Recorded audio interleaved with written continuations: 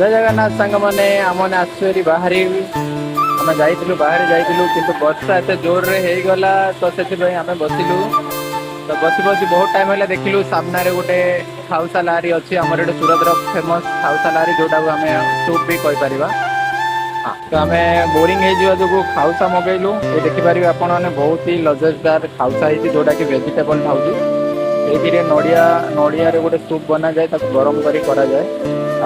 मो वाइफ बसंती एठी से खाइबे बोली कहले तो गरम गरम ये वर्षा पागरे आम खाइबु ए खाउसा सूप।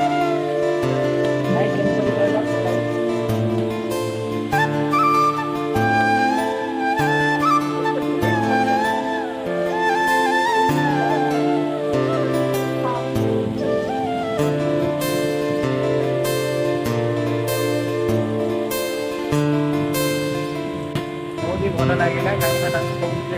फेवरेट वर्षा हो तुम्हें खाई बहुत मजा लगे तो मुझे देखिपारे आपण मैंने बहुत ही मजा आए आउसा खाई